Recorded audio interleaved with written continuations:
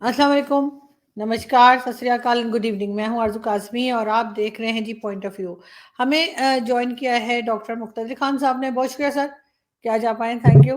जी जी, thank you very much Arzoo ji, आपने मुझे बुलाया आपके शो पे। आपके सुनने वालों को मेरा सलाम, नमस्ते, सत श्री अकाल और वनक्कम।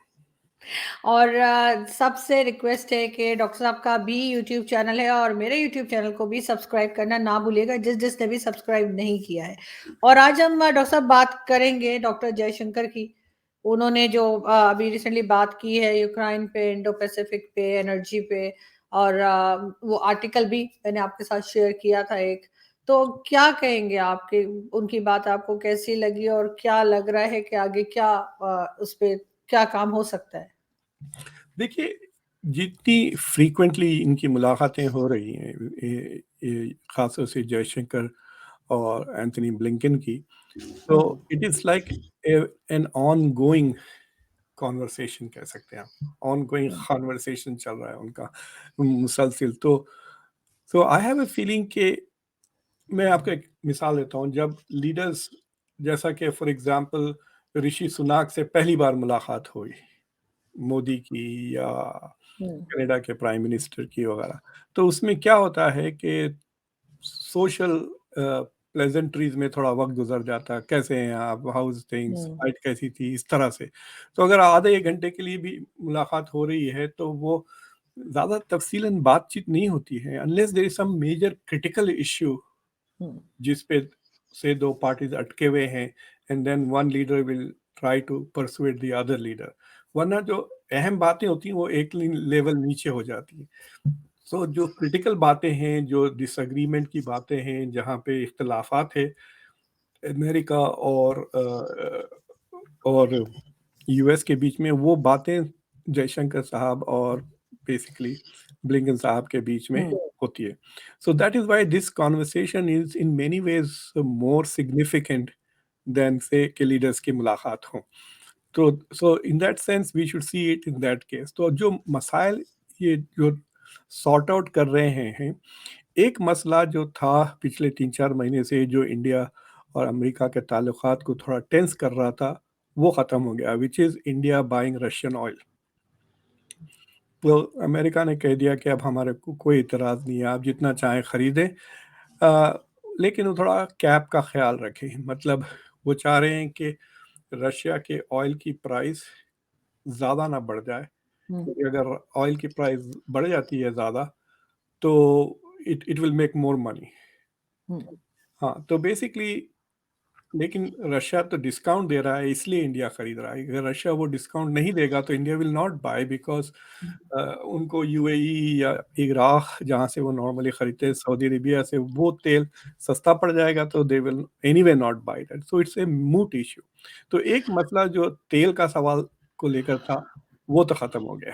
सर सो वैसे वो कंट्रोल भी नहीं कर पा रहे थे इंडिया को, शायद हो सकता है। नहीं, कंट्रोल नहीं कर रहे थे। इट्स लाइक सेइंग कि भाई आप, इट्स लाइक बच्चों के साथ, भाई आप बार बार कह रहे हैं कि ये मत करो, ये मत मत करो, तो वो सुन ही नहीं रहा है। तो इससे बेहतर कि इट लुक्स एज इफ कि वो आपकी बात नहीं सुन रहा, आप उनको इजाजत देते हैं। इंडिया को इजाजत की जरूरत नहीं है रशिया से, दे वर डूइंग इट एनीवे ना। तो या तो अमेरिका कुछ सख्ती से बात करे कि this is affecting our relationship, या सख्ती से कहे कि we will impose sanctions. India के साथ थोड़ी बहुत गड़बड़ तो की है अमेरिका ने। एक चीज ये की है कि वीजाज बहुत डिलेट कर दिए। कह रहे हैं कि 400-400 दिन, 800-800 दिन लग जा रहे हैं, यानी 2-2 3-3 साल लग रहे हैं लोगों को वीजाज मिलने के लिए अमेरिका के लिए। तो दिस इज एन इनडायरेक्ट, वो कहते हैं ना, passive aggressive way of responding. बगैर कोई नेगेटिव बात कहे आप नेगेटिव काम कर रहे हैं। तो जब भी मेरे ख्याल से इंडिया के तरफ से ये सवाल उठाया जाता है, जैसे वो we are looking into it, फिर उसके बाद they are not doing anything. दूसरी चीज का जो मेरे ख्याल से is going to become a bigger issue India और यूएस को लेकर, जो इंडो पैसिफिक इकोनॉमिक फ्रेमवर्क की बात। तो this is different from the quad. Quad अलग चीज है। क्वाड इज, जहां तक कि अमेरिका का सवाल है, Quad is a security partnership इन मुल्कों के। It's security alliance, kind of an alliance is a technical term. Alliance उसी वक्त होती है जब आप कोई ट्रीटी साइन करते हैं। जैसा पाकिस्तान को during the global war on terror non NATO इस तरह का स्टेटस दिया हुआ था ना, NNO कुछ स्टेटस है वो। तो वो लोग भूल गए, वो स्टेटस पाकिस्तान का टेक्निकली अभी भी है non NATO, main non NATO, कुछ एलाई का लफ्ज इस्तेमाल होता है। तो it's not an alliance but it is a strategic partnership Quad का। इंडिया उसको मुख्तलिफ तौर से देखता है। India looks at it as a dialogue, not as a alliance या पार्टनरशिप। लेकिन ये जो इंडो पैसिफिक इकोनॉमिक फोरम है, ये 14 मुल्कों को यूज करता है। तो basically it is like America's way to respond to the Belt and road Initiative. तो जो बेल्ट एंड रोड इनिशिएटिव से बेसिकली चाइना कई मुल्कों को अपनी इकोनॉमी से यूं कहिए कि कनेक्ट करना चाह रहा है, if you want to use a polite word, या अपनी इकोनॉमिक वेब में बेसिकली फंसाना चाह रहा है, if you want to use a negative term. तो belt and road initiative is a connectivity, physical connectivity की बात है वो। तो लेकिन ये जो इंडो पैसिफिक इकोनॉमिक फ्रेमवर्क है, वो ईस्ट एशिया के 14 मुल्कों को लेकर बेसिकली कोशिश कर रहा है कि उनके बीच में ट्रेड, उनके बीच में इन्वेस्टमेंट्स वगैरह प्रमोट करे, ताकि वो पूरी तरह से जो है सो चाइना की जेब में ना आ जाए। देखिए, डेमोक्रेसी का जब सवाल उठता है तो फिलवक्त मुस्लिम दुनिया में बहुत कम डेमोक्रेसीज हैं, लेकिन जो शायद वन ऑफ द बेस्ट है, आप उसको इंडोनेशिया कह सकते हैं। तो Indonesia is a very good democracy, it is part of G20, वो दुनिया की 16वीं इकोनॉमी है, और आइंदा 5-6 साल में, 10 साल के अंदर it will be in the top 7, और कह रहे हैं कि 2030-35 तक it will be in the top 5 economies, क्योंकि पॉपुलेशन बड़ा है, अगर ज़रा भी 300 मिलियन के करीब हो जाएगा उसका पॉपुलेशन। सो सवाल ये उठता है कि if Indonesia is a democracy, why is it not part of the quad? If the quad is exactly. हाँ सही, डेमोक्रेटिक अगर अलायंस है, तो इंडोनेशिया उनके हिस्से में क्यों है? The reason for that is कि चाइना के इन्वेस्टमेंट्स इतने ज्यादा हो गए हैं इंडोनेशिया में कि इंडोनेशिया मजबूरन ना कह रहा है अमेरिका को। आई एम श्योर कि बिहाइंड द सीन्स, मैंने ये इंडोनेशिया से, मेरे पास स्कॉलर्स आते हैं पढ़ने फॉरेन पॉलिसी के, 2 एक्सपर्ट्स आए थे, इससे पहले एक आए थे जो वाइस प्रेसिडेंट के एडवाइजर थे। जब मैंने उनसे पूछा तो they were kind of at a loss, but I think कि अमेरिका ने काफ़ी पुश किया है to bring Indonesia into the Quad. Japan के अच्छे ताल्लुकात है इंडोनेशिया से, ऑस्ट्रेलिया के है, अमेरिका के भी काफ़ी दिनों तक सिक्योरिटी पार्टनरशिप्स थी। लेकिन चाइना के जो हैवी इकोनॉमिक इन्वेस्टमेंट्स हैं, उसके वजह से it has become difficult for quad. India में भी चाइना के बहुत ज़्यादा इन्वेस्टमेंट्स हैं। That is also an interesting reason why India is थोड़ा हेजिटेंट टू ज्वाइन पूरी तरह से द इंडो पैसिफिक इकोनॉमिक। तो वो चीज़ें ब्लिंकन और जयशंकर के बीच में दे वर डिस्कसिंग दोज इश्यूज। उन्होंने पब्लिक में ज़्यादा कुछ नहीं कहा, सिर्फ कहा कि हम ये मुद्दों पे बात कर रहे थे। क्या तय हुआ वो जाहिर नहीं हुआ। और उसके बाद बाली में भी ना तो प्राइम मिनिस्टर मोदी ना बाइडेन ने उन मसलों को उठाया। लेकिन मैं एक चीज़ नोटिस किया विच इज़ वेरी इंटरेस्टिंग, अगर आप नरेंद्र मोदी का prime minister of India PMO वाला जो ट्विटर अकाउंट है, उसमें देखें तो उनके सारी तस्वीरें विथ ऑल द लीडर्स जिनसे वो मिल रहे हैं, वो सारे तस्वीरें लगे हुए हैं। और बाइडेन से जो मुलाकात हुई तो 2 बार वो तस्वीरें लगी हुई हैं। लेकिन मैं प्रेसिडेंट ऑफ द US पोर्टिस की अगर आप जाके ट्विटर अकाउंट में देखें तो Biden is not posting photographs with Modi, मतलब बाइडेन के फोटोग्राफ्स बाकी के साथ किया है क्या? बाकी लोग ऋषि सुनाक के साथ है, ऑस्ट्रेलिया के अल्बानीज जो प्राइम मिनिस्टर हैं ऑस्ट्रेलिया के, उनके साथ की फोटोग्राफ देखा मैं। और 3-4 और फोटोग्राफ है। ऑफ कोर्स अभी जो नेटो की वहाँ पे मीटिंग हुई इनफॉर्मल लीडरशिप, वो भी फोटो लगी हुई है। और सबसे अच्छी बात ये भी थी कि उन्होंने अपने स्टाफ के साथ एक बहुत अच्छी फोटो लगाई बाइडेन। यू कैन सी कि वो अपने नेशनल सिक्योरिटी एडवाइजर और ब्लिंकन के साथ बैठे हैं, और ये तीनों जो संडे को आप घर में जो कपड़े पहनते हैं हम्म, ना वैसे लग रहे हैं, मतलब दे आर वेरी हम्म। मतलब इनफॉर्मल क्लोथ्स में बैठे हुए हैं। तो इंडियन प्राइम मिनिस्टर के साथ क्यों नहीं है पिक्चर आपके ख्याल से? दैट इज एन इंटरेस्टिंग सवाल। तो वही तो मैं सवाल उठा रहा हूँ कि हम्म, बिकॉज हर चीज हैज डिप्लोमेटिक मीनिंग ना। हम्म, ये भूल तो नहीं सकते, यू कैनॉट से कि भूल गए, ऐसा कैसा भूल सकते हैं आप? That is not a choice. So there is a choice कि ये डालना है, ये नहीं डालना है। somebody is deciding, the communications director of the White House जो उनके साथ ट्रैवल कर रहे हैं, हम्म, they are deciding to post this pictures or not that pictures. हम्म, मेरे ख्याल से आपका जब शो आएगा काफी ट्रोलिंग होने वाली है फोटोज की, बट बट उसके हट कर भी it's an interesting thing. And मुझे लगता है कि उसका connection has something to do with the meeting in ASEAN which may not have gone well.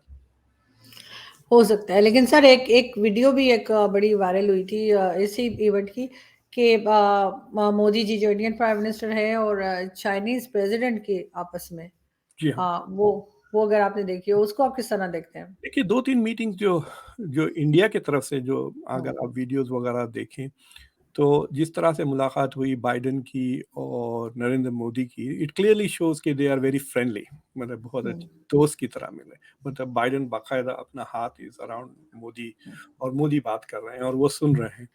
हम्म, ये सारे वीडियोस में आप देखेंगे कि it's usually Modi who is talking and the other person is hmm, listening. तो जी जिनपिंग के साथ जो मुलाकात हुई, this was at the official dinner था। They are not in the same panels, कहीं भी नहीं थे, हम्म, डिनर पे मुलाकात हुई। एंड दोनों के स्केड्यूल पे नहीं था कि there is going to be a bilateral meeting.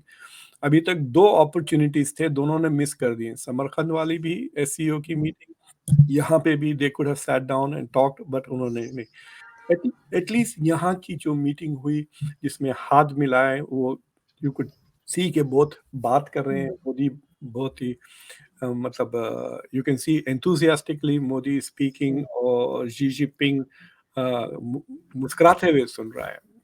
हम्म, बाद लोगों का ख्याल था कि जब बाइडेन के साथ फोटो आप ले रहे थे, Xi Jinping was not looking happy, hmm, but और सो दोस मीटिंग्स, और ये मीटिंग्स आर नॉट एक्सीडेंट। इस तरह नहीं कि आप बाजार में जा रहे हैं लेकिन अरे प्रोफेसर साहब आप वहां पर है, हाँ, हेलो, ऐसा ऐसा नहीं होता। Hmm, okay, this is all pre arranged meeting. Exactly. हर चीज, in fact I have a feeling कि जो बातें होंगी वो भी ऑलरेडी नेगोशिएट हो जाएंगी। ये लव यू करे, ये करे, तो hmm, all of those things are orchestrated. Cameras, इसलिए भी वो मीटिंग्स की आपको वीडियोस मिलते हैं because the media is also alerted कि they are going to meet. आधा नहीं, ये घंटा, तो पहले से डिसाइड होता है कि किसने किससे बात करनी है, हाँ मिलना है। बिल्कुल। हाँ, बिल्कुल। तो it is happening all the time. तो इट शोज के धीरे धीरे there is some kind of a thawing of the relationship, यानी धीरे धीरे दोनों मुल्कों के बीच में आगे बढ़ रहे हैं। तो इसलिए भी it will be very critical to see कि जी जिनपिंग G20 और एससीओ की मीटिंग्स के लिए इंडिया आते हैं या नहीं आते हैं। अगर इंडिया आते हैं तो will there be bilateral meetings? Imagine India जाएं और you not do other discussions, खासतौर से इंडिया का जो बॉर्डर का मसला है कश्मीर को लेके, गलवान में वो सारी चीज़ों के इश्यूज को, that would be a good opportunity. खासतौर से एससीओ की मीटिंग में उन मसलों को they should be able to put that behind them. So we shall see के क्या होता है। लेकिन ये जो बाली की जो कॉन्फ्रेंस थी, मेरे ख्याल से इस मीटिंग के हीरो जी जिनपिंग हैं। कई चीज़ें हुई हैं विच आर इंटरेस्टिंग। एक तो एक बाइडेन के साथ 3.5 घंटे की मीटिंग, बाइडेन ने इतना वक्त किसी के साथ नहीं गुजारा, ना शी जिनपिंग ने इतना वक्त किसी के साथ गुजारा। सो मेरे लिए इट शोज के जो देर आर कई पॉइंट्स ऑफ डिसएग्रीमेंट है ना, और कई पॉइंट्स ऑफ क्या बोला जाए कॉन्फ्लिक्ट है। तो आई think they have gone through several of those issues. मतलब ये मुद्दा इस और दूसरी चीज ये है जो बाद में पोस्ट जी जिनपिंग की मुलाकात के बाद जो बाइडेन ने प्रेस कॉन्फ्रेंस की, उसमें यहाँ पे काफ़ी क्रिटिसिज्म कर रहे हैं रिपब्लिकन्स बाय द वे उस प्रेस कॉन्फ्रेंस की। लेकिन उन्होंने फ्रैंकली 2-3 चीज़ें कह दी विच शोज के ही सॉफ्टनिंग टुवर्ड्स चाइना। एक उन्होंने कह दिया रिपीटेडली कि this is not a cold war, we are not heading towards cold war, we don't see this as a cold war, this is becoming a competition, हम China के साथ compete कर रहे हैं इकोनॉमिक टेक्नोलॉजिकल इस spheres में। जिस तरह से नेशनल सिक्योरिटी स्ट्रैटेजी डॉक्यूमेंट में, नेशनल स्ट्रैटेजी का जो डॉक्यूमेंट उन्होंने छापा है उसमें भी यही अल्फाज इस्तेमाल किए। बट उन्होंने फिर रिपीट किया कि ताइवान के मसले को लेकर कि अमेरिका हैज़ नॉट चेंज्ड इस पॉलिसी, कि अमेरिका इस मतलब यही पॉलिसी है जो बाइडेन से पहले थी, ओबामा के ज़माने में, बुश के ज़माने में, वो वन चाइना वाली पॉलिसी। लेकिन उसके बाद उन्होंने एक बात की बाइडेन ने, which is very interesting, which is consistent with the old policy. तो उन्होंने कहा कि हम स्टेटस को चाहते हैं, यानी मामला जैसा है वैसे ही रहे, और कोई भी मुल्क अगर यूनिलैटरली उस स्टेटस को चेंज करने की कोशिश करता है तो हम उसके खिलाफ हैं। इसका मतलब ये है कि अगर चाइना कोई स्टेप लेता है ताइवान की तरफ तो अमेरिका विल अपोज दैट, और अगर ताइवान इंडिपेंडेंस की तरफ कोई कदम उठाता है तो अमेरिका विल अपोज दैट। यहाँ पर अभी जो कांग्रेस के जो हमारे मिड टर्म इलेक्शंस हुए हैं उसमें जो हाउस यानी जो लोअर हाउस है हमारे पार्लियामेंट का, उसमें पार्टी बदल गई है, अब रिपब्लिकन्स हैव टेकन ओवर, और केविन मैकार्थी जो एक्सपेक्टेड है कि शायद वो स्पीकर ऑफ द हाउस बनेंगे अगर वो लीडरशिप का जो वोट है रिपब्लिकन पार्टी का उनको मिल जाता है, तो उन्होंने ऑलरेडी ऐलान कर दिया कि वो ताइवान जाएंगे। और ये सारे जो मसाइल उठे हैं रिसेंट महीनों में, वो नैन्सी पेलोसी की ट्रिप की वजह से थे, जिससे चाइना बहुत अपसेट हो गई थी। चाइना ने जितने भी डायलॉग्स थे अमेरिका के साथ वो सारे के सारे बंद कर दिए थे। तो इस मीटिंग के बाद वो सारे के सारे दोबारा शुरू हो जाएंगे। इनफैक्ट बाइडेन ने कहा कि he is going to send Blinken to restart all of this. तो एक किस्म से इसे मेजर डिप्लोमेटिक स्टेप फॉरवर्ड दोनों मुल्कों के लिए, दोनों मुल्कों के ताल्लुकात के लिए। और मुझे लगता है कि वो केविन मैकार्थी अगर जाते हैं तो I don't know how China will respond, but अगर ये डायलॉग चलते रहा तो I think America and China can talk about it before. Kevin McCarthy को रोक तो नहीं सकते Biden, he can not stop it. लेकिन सर इसी सब के बीच में जो है, अगर रशिया यूक्रेन को अगर हम देखें, आपके ख्याल से कहाँ पे कहीं पे लग रहा है कि वहां पे भी कोई अमन होने जा रहा है, वहां पर भी लोग कुछ वो जो टेंशन है वो कहीं तो, कम होता देख रहे हैं? तो ये बाली में तो ऑलरेडी उन्होंने जंग को कंडेम किया, मतलब रशिया को कंडेम नहीं किया लेकिन जंग को कंडेम किया। तो ऐसे स्टेटमेंट आई है ना हाँ, कोई, तो हमने अभी उसके ऊपर हाँ हाँ आ रही है statement, I think they still आ जाना चाहिए था अभी तक। सो जो डिस्कशंस जो पहले हो रहे थे कि वेस्टर्न ममालिक चाह रहे थे कि they condemn Russia for the invasion of Ukraine, और मेरे ख्याल से उसमें इंडिया और China were opposing that, and so they will say we will condemn the war. वो तो नरेंद्र मोदी ने अपने स्पीच में भी कह दिया कि ये ज़माना जंग का नहीं है, इस बार भी उन्होंने पीस वगैरह, और सारे के सारे मुल्क और मुत्तफिक हैं इस बात पर और इन अग्रीमेंट कि न्यूक्लियर वेपन्स का किसी तौर पर इस्तेमाल नहीं किया जाए। रशिया का role was very strange, Putin नहीं आए और लैवरोव आए, फिर उनको वहाँ पे बुखार हो गया, so he was not very active, फिर वो जल्दी चले गए। और देन फिर ये जो पोलैंड का एक्सीडेंट की जो खबर आई है, so that was an interesting moment. और तो मुझे लगता है कि यूक्रेन का मसला तो मतलब द वेस्ट आल्सो अंडरस्टैंड्स कि चाइना और इंडिया रोक तो नहीं सकते रशिया को, but they are trying to reduce दो चीज़ें, कि एक्चुअल मटेरियल सपोर्ट ना दें चाइना को, रशिया को, और दूसरी चीज़ ये है कि रशिया के साथ ऐसे डिप्लोमेटिक चीज़ें ना करें जिससे रशिया को लेजिटिमेसी मिलते रहे।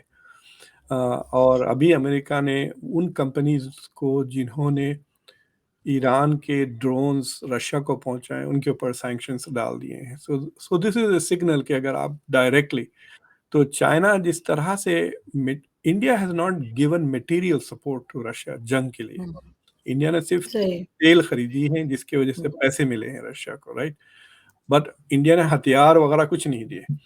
but China was selling stuff to them, और China is being very careful कि वो सिर्फ वो चीजें वो बेच रहा है जो can avoid the sanctions. मतलब they are watching it very closely. मेरे ख्याल से उनके lawyers are looking at the text of the sanctions, or they are trying to make sure कि रशिया की मदद करें but without violating any of the rules. क्योंकि चाइनीज कंपनीज पे अगर सैंक्शंस लग गए तो चाइना का बहुत नुकसान होता है economically. So that is where the situation is Ukraine की जंग को लेकर. लेकिन सबसे बड़ी तब्दीली यूक्रेन के मसले पर तो बाइडन की खुद की है कि बाइडन कहने लगे हैं कि it is time to think of a ceasefire, और विंटर में ही वाज सेइंग कि शायद ये दोनों मुल्क शायद आगे कुछ नहीं करेंगे. तो ये सीज फायर का लफ्ज इलेक्शन से पहले, मिड टर्म इलेक्शन से पहले तो कोई नहीं ले रहा था, लेकिन अब आप याद गया, मैं सेनेटर क्रिस कून्स को अपने शो पे इंटरव्यू किया था, तो उन्होंने कहा था कि ये डिसीजन हम बेसिकली यूक्रेन पे छोड़ देते हैं. जब तक यूक्रेन लड़ेगा हम जब तक यूक्रेन को मदद करेंगे, हथियार भी देंगे, डिप्लोमेटिक सपोर्ट भी देंगे, फाइनेंशियल असिस्टेंस भी देंगे. लेकिन बाइडन अब इलेक्शन, मिड टर्म इलेक्शंस के बाद, खास तौर से बाली में उन्होंने बहुत क्लियरली ये मुद्दा उठाया है कि we need to talk about ceasefire. और जो डिप्लोमेटिक चैटर है उसमें कह रहे हैं कि दे आर होपिंग कि India will take the lead on this, India will become kind of a peacemaker या सीज फायर के चीजें नेगोशिएट करें. दोनों नहीं थे वहां पे, जेलेंस्की भी नहीं थे, पुतिन भी नहीं थे वहां पर. Zelensky I think remotely join किए. सो आई हैव अ फीलिंग के अनकरीब अगर कोई विजिट होती है, रशिया से कांटेक्ट होता है इंडिया का, तो देन यू कैन से कि perhaps India is trying to talk about ceasefire. अभी पब्लिकली तो कुछ अनाउंसमेंट्स नहीं हुए सीज फायर को लेकर, बट सर होना तो जी, India will play a role. जी बोलिए. सर बिल्कुल होना तो यही चाहिए, क्योंकि उससे पूरी दुनिया का सिर्फ नुकसान हो रहा है, फायदा कोई नहीं हो रहा है इस जंग से, टेंशन से जो यूक्रेन और रशिया की है. जो ओपनिंग स्टेटमेंट था नरेंद्र मोदी का, उन्होंने उसमें साफ कहा कि इसके वजह से जो गरीब मुल्क हैं उनमें भूख, हंगर का बहुत प्रॉब्लम है, सप्लाई चेन का डिस्ट्रप्शन हुआ. And then he also made clear कि this is not a problem in India. So मतलब he was sending the signal कि मैं दूसरे ममालिकों के बारे में बात कर रहा हूँ, I am speaking for the global south जो कहते हैं ना. तो ये ग्लोबल साउथ में तो अगर ये मसला इस तरह चलते रहा तो जो जो डेवलपिंग इकोनॉमीज हैं उनमें अगर रिसेशन आ गया तो एक ग्रोथ रुक जाएगी. बट क्योंकि सम ऑफ द डेवलपमेंटल इनिशिएटिव्स और ऑन लोन्स, वो रिवर्स में आ जाएंगे डेवलपमेंट. बिल्कुल. और अभी भी सर, अभी अगर रिवर्स में नहीं भी आए तब भी काफी नुकसान हुआ है, और इवन पाकिस्तान में भी बहुत उसका असर पड़ा है. ऐसा नहीं है कि हमें कुछ फर्क नहीं पड़ा है. तो वो चीज होनी चाहिए कि किसी तरीके से इस टेंशन को, इस वॉर को जो है रोका जाए. Thank you so much sir कि आज आपने ज्वाइन किया. बहुत शुक्रिया. Thank you. Hope to see you soon sir next week. Thank you.